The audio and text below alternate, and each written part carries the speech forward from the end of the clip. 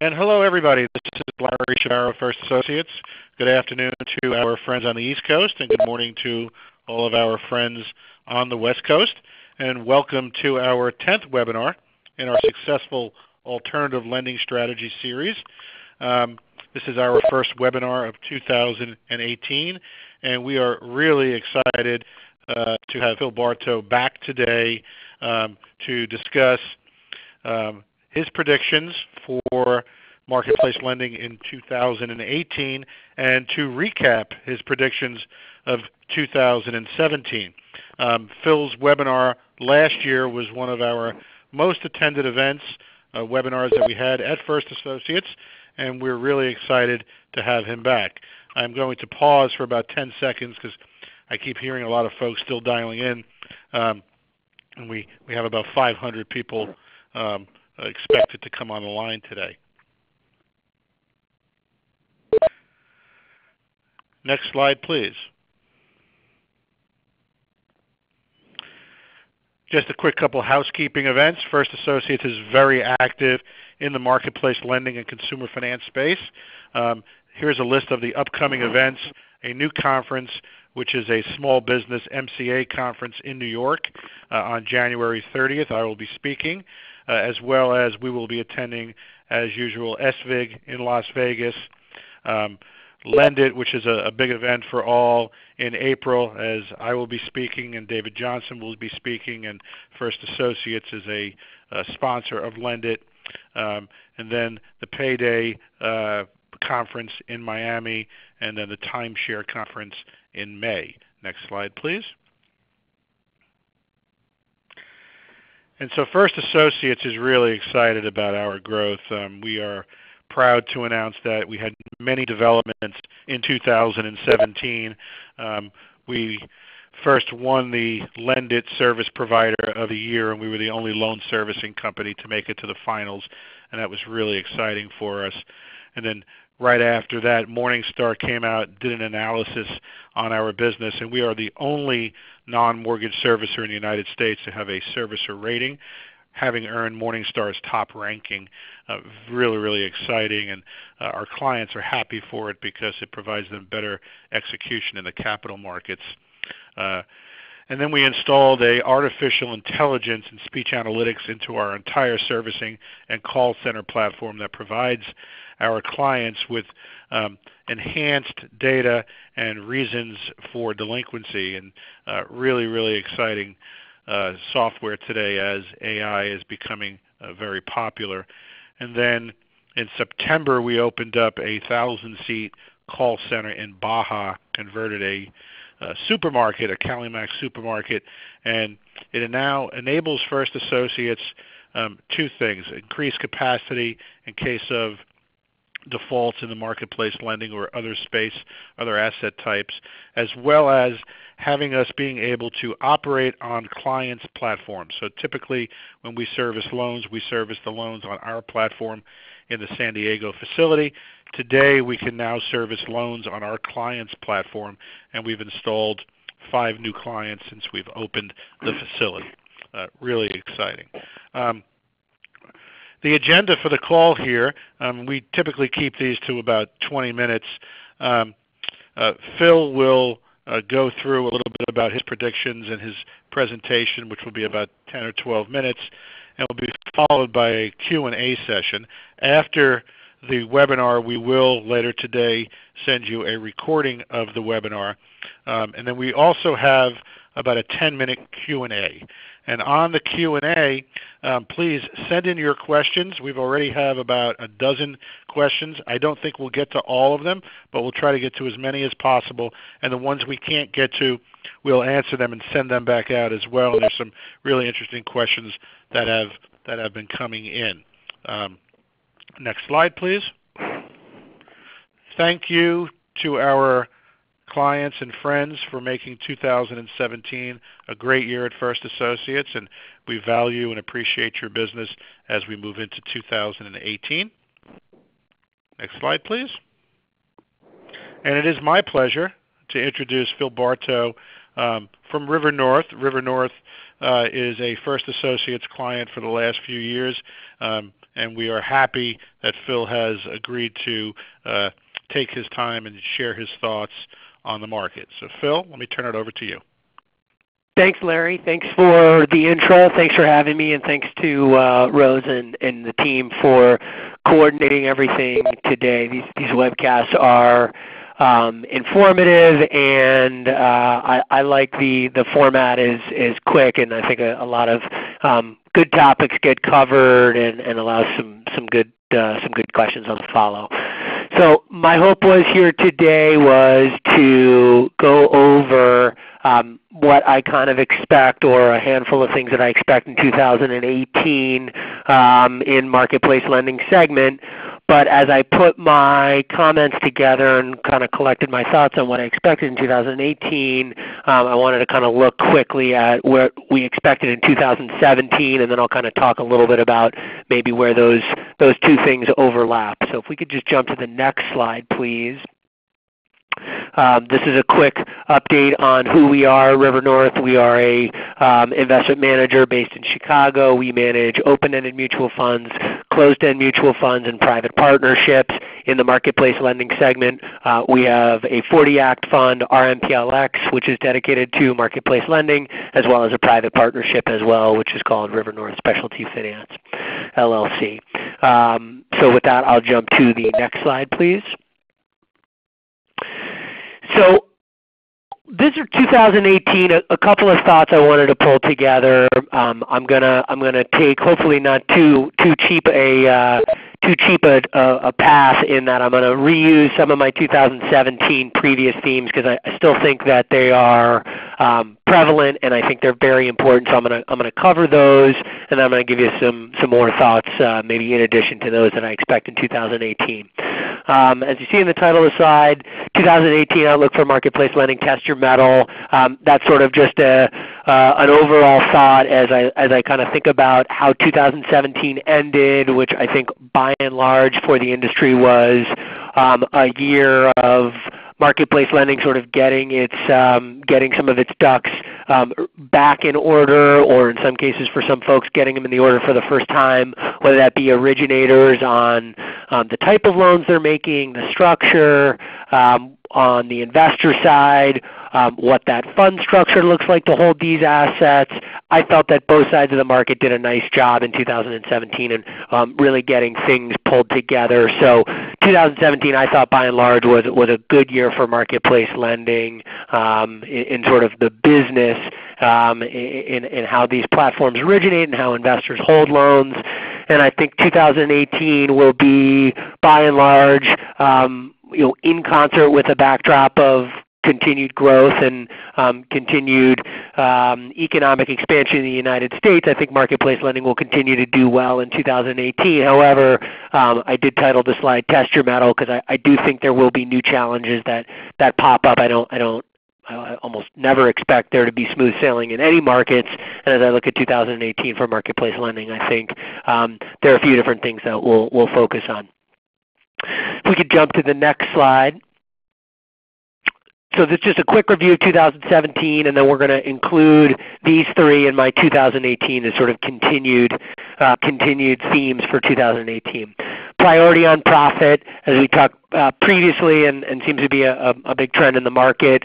I think marketplace lending originators in 2015 and in some cases into 2016 were really focused on growing originations, potentially at the detriment of unit profitability. So each loan you make, are you making money on that? Is there a revenue contribution from that? Or are your costs to run the business or your marketing costs so high that you're essentially losing money on each loan but creating loans? I think the market, whether it be through VC investors or bank investors or in certain cases public market investors, have said that's really not what we would like to see at this point. There's a track record, there's credit models, there's an understanding of how to properly market to borrowers. So I think the market on the investor side and the equity in platforms really said we would like to see profitability. And I think we saw that in 2017 as a bigger trend that platforms on the originating side really needed to have their unit economics in place so that they were making money. I think that was important, and I think that will only continue to be a large contribution to what platforms are focused on, is how are we doing this business well and how are we doing it profitably. Second one is certainly arguably the most important theme and growth that we saw in 2017, and I think we'll see more of this in 2018. I was correct, I think, in my prediction in 2017 of the growth of programmatic securitizations. And what I meant by that was marketplace lending originators being sponsors of deals and bringing those deals to market and then doing that on a regular basis. I think that's really valuable for the market as a whole to see standardization. Previously, in the sort of early stages of marketplace lending securitization, you typically saw managers bringing deals to market, and when managers bring deals to market, meaning investment managers, holders of the loans, they don't have standardization deal to deal. So if an investment manager A brings a deal to market, they can have a very different set of documents and very different set of structure than investment manager B brings a deal a month or 2 months or 3 months after, when we see companies like Lending Club and Prosper and SoFi bringing regular securitizations to the market. The structures are very similar. The deal documents are very similar. I think that's only going to continue to be a big part of 2018, and just a big part of marketplace lending in general is that we will see standardization and growth in programmatic securitizations. Third point here, originator focus on the right funding model. 2016 taught us and taught the market that originators in the marketplace lending segment need to think about diversifying their funding model. If you have a handful of buyers of your loans and those buyers of those loans have similar structures, it means that they can all stop buying at the same time, whether that be driven by performance or driven by, in 2016's incident, sort of softening in the overall credit markets. Thinking back to what we had in January and February of 2016, we certainly had a pretty steep sell-off in high yield driven by concerns in the oil and gas segment of the markets. Right, that only spilled over into marketplace lending and a pullback from loan buying. So I think originators learned an important lesson that it's really important to have a diversified pool of loan buyers. So you want some hedge funds and private equity, you'd like some BDCs, you'd like some 40 Act funds, you'd like some banks, you'd like to be able to sell into securitization, and maybe some warehouse financing. So as I look at where we were, where we are today, I see big steps in the right direction there, and I think that will continue to be an important trend in 2018. If we can move to the next slide, please. So those three themes that I highlighted were crossovers from 2017 into 2018. So I want to jump on a few more themes here that I think will be sort of new thoughts for 2018. I don't think this will be a big surprise to most folks on the call. Banks have been bigger movers into this market, and I expect that will continue to be a big part of 2018. When we think about how banks participate in this market, it comes in 4 different formats, which I broke out there before. So you have loan buyers. So when you look at publicly traded marketplace lenders, they'll kind of break out what banks are buying. So you can kind of get a proxy on that if you look at some of the public originators in the space. So we can certainly confirm that banks are buying more today than they were a year and 18 months ago. So that's going to be something that we'll expect to continue. Partnerships, I think there is value for both banks and marketplace lenders to have sort of origination leads. If someone comes into a bank and says, hey, I would like a certain type of loan, and a bank says, well, we're not doing installment loans in unsecured consumer, but we have this great partner, that's a very natural place for this industry to go. Originators want to find the right borrowers, and they want to do that in a cost-efficient way, and I think banks pretty much know a lot of those borrowers already, right? So there's a natural crossover there, and there's to think about how that comes together, and I think that will probably more crystallize here in 2018 than it did in 2017. Competition, there's no shortage of news stories in the last 3 months and 6 months about growth in online originating platforms within banks. So whether it be existing sort of known depository bank institutions or more investment bank type entities that also have a depository base, I think that there is very clear value to those organizations into creating these loans, and I think in certain cases banks would rather have their own way to tap into the flow of these loans as opposed to buying from a third party. So I think that's natural. I'm not necessarily scared of the competition for the industry. I don't think there is a zero-sum game, nor do I think if one bank comes in, they're going to take the entire float. I view this as a very natural step in this industry, and I think we've been expecting this for quite some time, and I think that will really arrive in 2018 on a more wholesale basis. And then the last one here I highlighted was financing providers.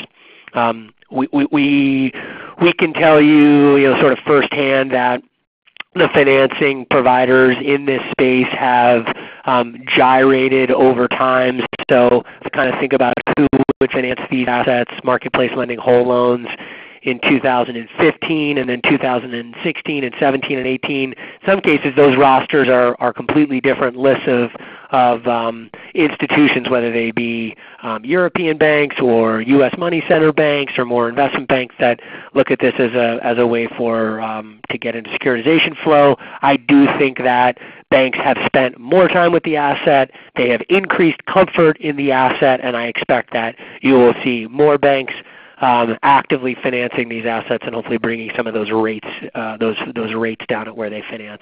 So I do expect growth in banks and in those four segments.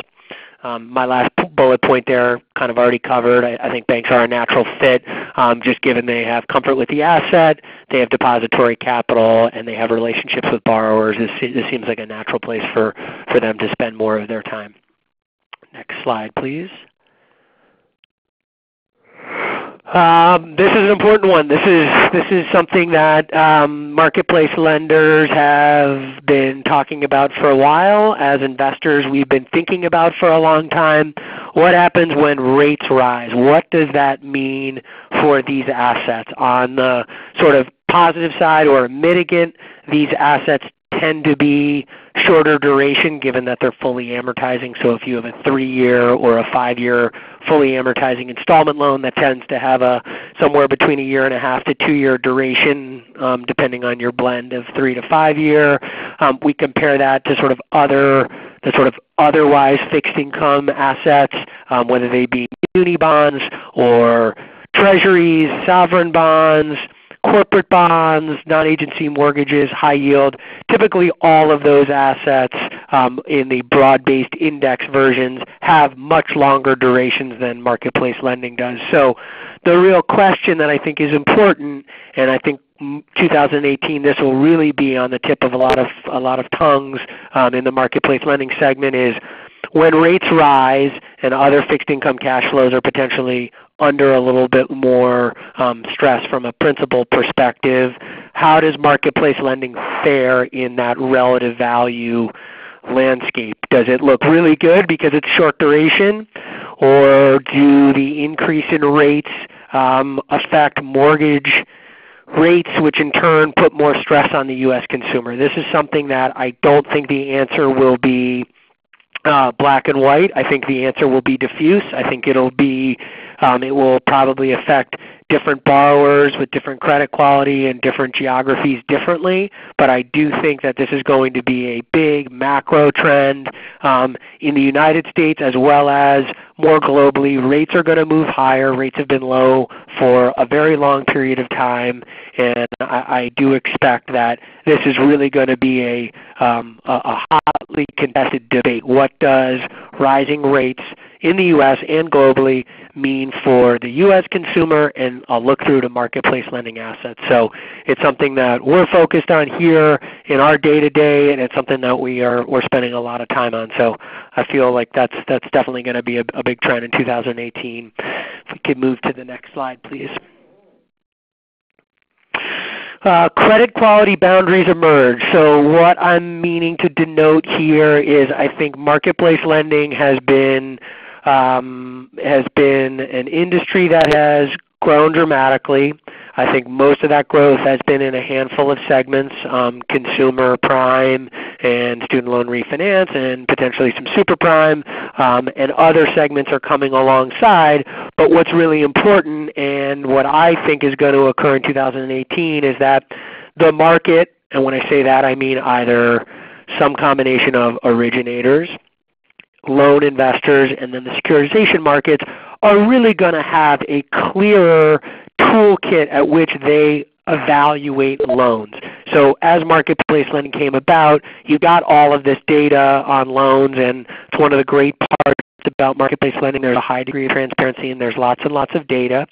So really, different investment managers as well as bankers and other loan buyers, we're all looking at things differently and saying, well, I think this is really important, and I look at this debt-to-income ratio, and I look at the debt-to-income ratio before the loan, and I look at after the loan. I think the market is really going to shake out in a more standardized way to think about these assets. There's going to always be FICO score and debt-to-income ratios, and some borrowers underwrite an expected free cash flow, others don't. I expect more will do that. I think the market, instead of looking at originators with very different ways of looking at credit and very different ways of reporting credit, is going to coalesce around a really standardized package and saying, okay, when we do securitizations, here are the 50 things that we report out, and when we sell to whole loan buyers, here are the same 50 things that we report out. And I think more and more originators will start,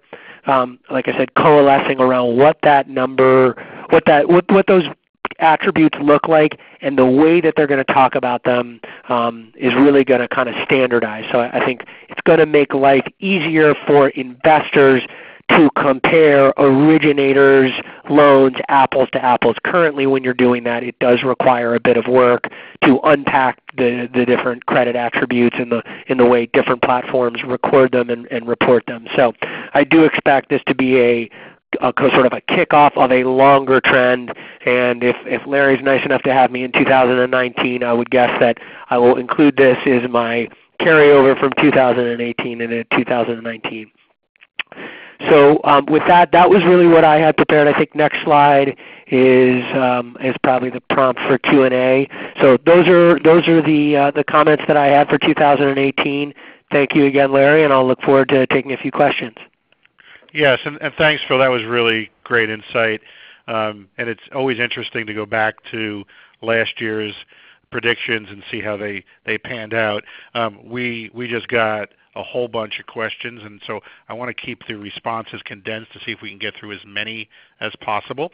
And I want to jump right back for a second into something that you mentioned on the banks. So we got a few questions on the bank participation, and maybe to qualify, one question is, will the banks use the platform's underwriting, or will the banks use their underwriting and plug it into the platforms?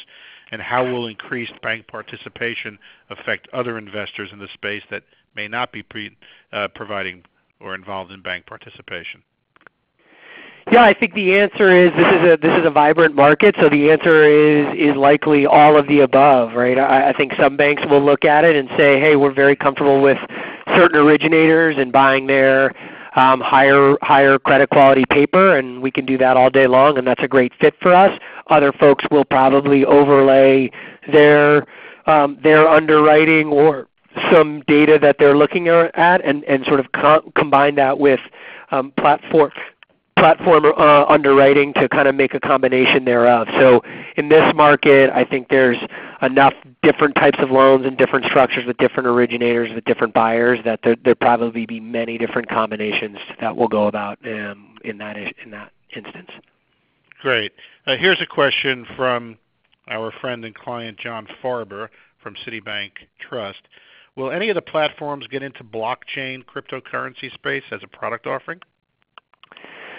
I would be hard-pressed to imagine that many will get into lending against cryptocurrencies as collateral, if that's sort of one way to think about that. I do think that blockchain technology, so thinking about decentralized ledgers that are available, that are immutable once they're sort of transacted, they're there in time in a permanent record.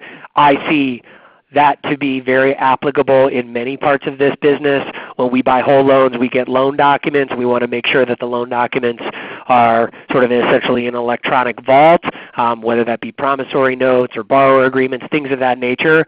Could I absolutely see a way that blockchain, so not the cryptocurrencies, but the technology of storing in a ledger information that's immutable? I absolutely see that as applicable to this market. Do I think that that's going to happen soon? I'm probably a touch hard-pressed to imagine that that happens in 2018 on a wholesale basis.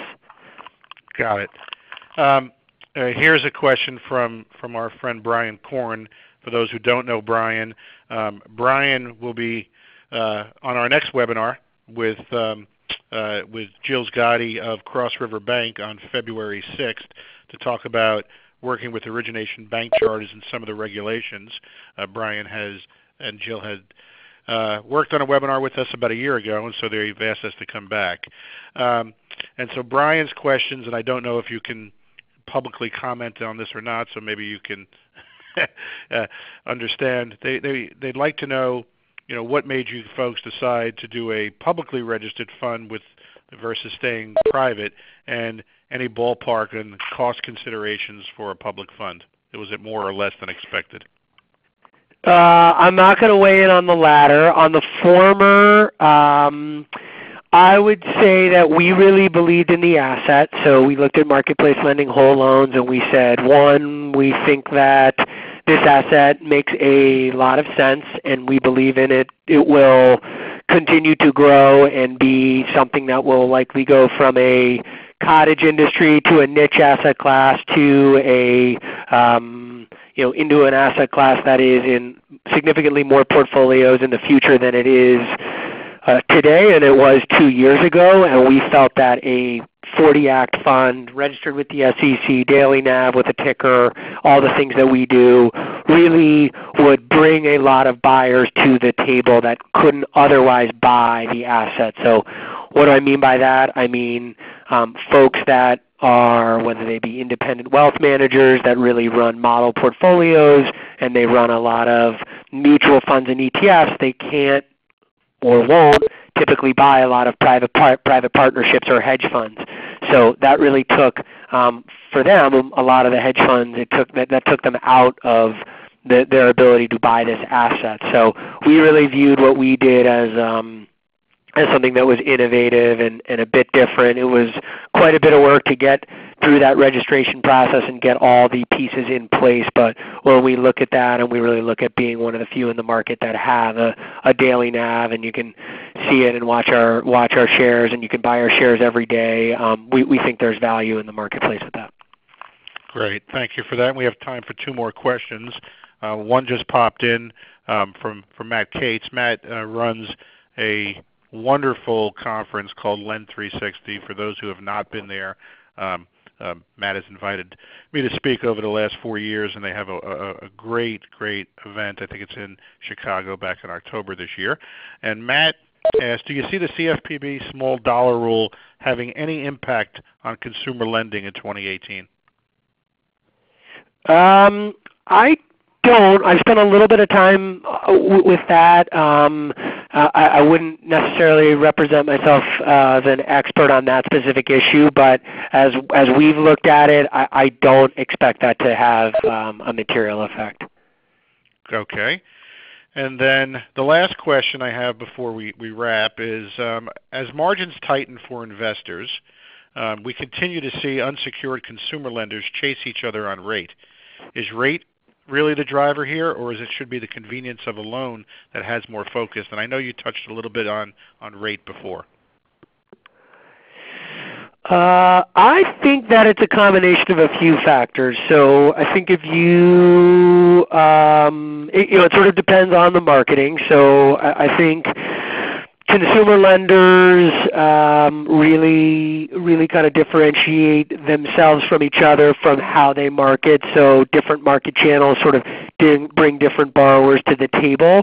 So if you are a borrower that goes to LendingTree and you're solely based upon rate, rate's going to be important. But I would offer up, from what we see and what we buy, the reality is that there's a pretty diverse mix of marketing channels through direct mail and partnerships, things of that nature that sort of kind of dilute or diversify away from it solely being based upon rate. So marketing, I think, is important when you watch the publicly traded companies in the space and you hear their comments on their earnings, or they talk about investor days and things of that nature.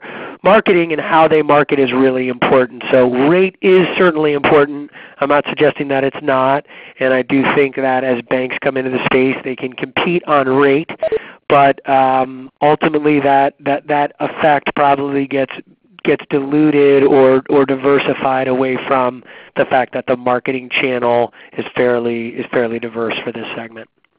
Got it. And then something I ask, I recently hosted a securitization panel at Opal and hosted a panel in New York at the American Banker Conference and also at Lend 360.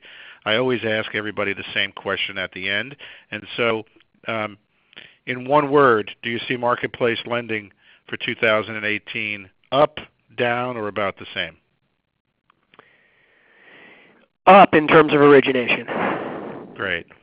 And with that, thank you everybody for tuning in. Phil, thank you very much for your insight. This was once again very valuable. And thank you to Rose Waldy at First Associates for putting all this together. We look forward to seeing everybody on the next webinar. And please, when you receive the survey, respond. Thanks so much.